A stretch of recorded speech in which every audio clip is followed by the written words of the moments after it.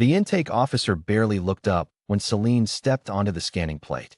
His 4 eyes flicked across the readout scrolling beside her: bone density, reaction latency, aggression markers, muscle-to-mass ratio, and he made a small, dismissive sound in his throat. Human. Female. Standard frame. He tapped the console. Classification: non-combatant. Support division. Next. Celine didn't move. I said, "Next, cadet." I heard you. Her voice was flat, unbothered. I applied for combat track. The officer, a Threxian named Voss with mottled gray skin and a crest that flared when he was annoyed, which was often, finally gave her his full attention. He looked at her the way most of the Academy looked at humans, with the polite tolerance reserved for a species that had joined the coalition only 9 years ago, brought nothing but a single ravaged homeworld and a reputation for losing wars slowly instead of quickly. Cadet Celine Okafor Lindqvist. He pulled up her file properly this time. Human physiology tops out at what? 30% of a Threxian's raw output? Your reflexes are adequate. Your bones snap easier than dry branches. You have no venom, no exoskeleton, no pack bond combat instinct. He shrugged, an oddly human gesture he'd probably picked up from watching humans try and fail to intimidate him. You would not survive a first-tier trial. I'm placing you in logistics. This is not an insult. It is arithmetic. Then let the arithmetic be wrong in front of everyone, Celine said. Put me in the kill trial. A ripple went through the other cadets waiting in line behind her. Dravith twins with retractable claws, a Weimrai heavy worlder built like a walking boulder, a Sonaru pair who communicated in clicks too fast for translators to fully catch. All of them turned to look at the small, unarmored human woman requesting entry into the single, most lethal component of first-year assessment. The kill trial wasn't a duel. It wasn't a sparring match with padded weapons and a referee ready to call it. It was a sealed arena, a single opponent selected by algorithm from the highest threat pool, and combat continued until one party could no longer continue. Cadets had died in the kill trial. Not often. The Academy didn't like the paperwork, but often enough that most non-combatant track applicants weren't even permitted to request it. Voss's crest flattened in something that might have been genuine surprise. You understand what you're asking. I understand you looked at a printout and decided what I am. The printout is accurate. The printout, Celine said, measures muscle. It doesn't measure me. Word of the human's request moved through the Academy faster than any official notice could have. By the time Celine reached the observation deck 2 days later, the gallery above the arena was full.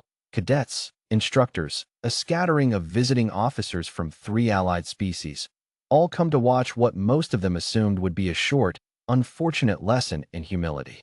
Caden was waiting near the entry tunnel when she arrived, arms crossed, jaw tight the way it got when he was trying not to say something he'd already said 4 times. You could still withdraw, he said. Nobody would think less of you. You would. I would not. He exhaled, and some of the tension went out of his shoulders, replaced by the particular exhausted fondness of someone who had known her long enough to know arguing was pointless. Okay, maybe a little, but I'd rather have you alive and thought less of than the alternative. Who'd they pull for the opponent? Caden's jaw tightened again. Threxian 3rd year. Name's Draka. Won her kill trial in 90 seconds. She's not just strong, Celine, she's fast. Faster than anything with a human skeleton has business dealing with. Good, Celine said, and meant it. He looked at her like he wanted to argue further, then instead reached out and squeezed her shoulder once, hard. Watch her lead foot. She telegraphs the first strike, drops her weight before she commits. After that, she doesn't telegraph anything. You get one read on her, and it's that one. I know. I've been watching the training feeds for 3 weeks. Of course you have. A ghost of a smile. Don't die? That's an order from your logistics track best friend, since apparently I outrank you in the arithmetic now. Only until I fix the arithmetic. The arena was a circle of dull gray composite 40 meters across, lit from above by cold white panels, walled in transparent alloy thick enough to survive weapons fire. Celine stepped onto the floor wearing a standard-issue combat suit. No augmentation, no exotic weapon, just a monofilament blade and a body that every scan in the building had already declared insufficient. Draka entered from the opposite tunnel. She was 2.5 meters of corded gray muscle, twin blades extending from forearm sheaths, moving with the loose, coiled ease of something that had never once doubted its own superiority. She looked at Celine the way a storm might look at a house it hadn't decided yet whether to bother destroying. Non-combatant, Draka said, translator flattening the amusement in her voice into something almost gentle. You could have stayed in the tunnel and saved us both the time. I could have, Celine agreed. But then you wouldn't learn anything. The countdown chimed. Draka moved first. Of course she did. Everything about her biology screamed for the kill in the first 3 seconds, and just as Kaden had promised, her lead foot dropped a fraction of an inch before the strike.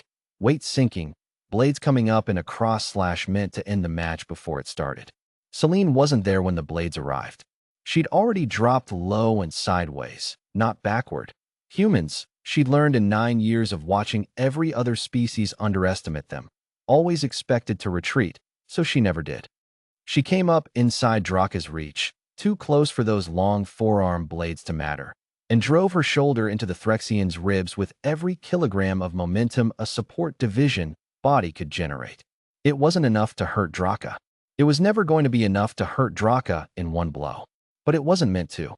It was meant to buy 4 seconds, and Celine used every one of them, rolling clear before the second slash could find her, already back on her feet, already reading the next telegraph because Draka, furious now, had reverted to instinct, and instinct, unlike calculation, was predictable.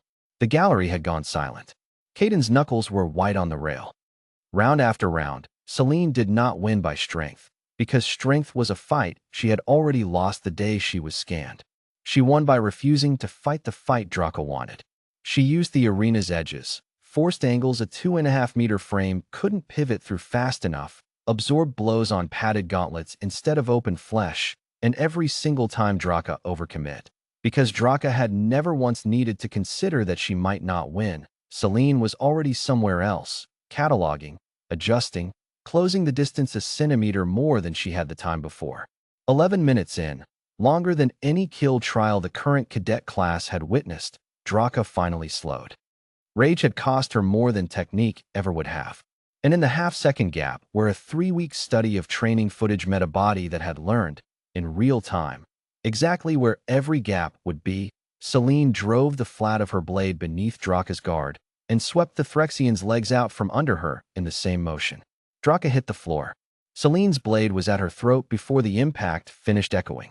The buzzer sounded. Match terminated. Non-lethal submission. The gallery didn't cheer immediately. Nobody quite believed what they'd watched. And then Caden's voice cracked through the silence first. One raw shout of triumph that broke the dam, and the observation deck erupted. Voss came down to the arena floor himself, crest flared, for eyes wide in a way Celine hadn't seen from him before. He looked at the readout on his tablet, then at her, then back at the readout, as though the numbers might have changed. The arithmetic, he said slowly, did not account for a variable. It never does, Celine said, breathing hard, blade still loose in her hand. You measured what a human body can lift. You never measured what a human is willing to become to win. Voss was quiet for a long moment. Then, with visible effort, he struck a line through her file and wrote a single new word beneath it. Combatant.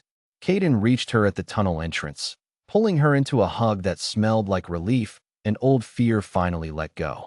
Don't ever do that to me again, he muttered into her hair. No promises, she said, and for the first time all week, she let herself smile. Behind them, in the gallery, a dozen species that had never once thought to reconsider what humanity was capable of were already whispering the story to each other. The one about the non-combatant who conquered the kill trial, and the arithmetic that had never once accounted for a human's refusal to lose.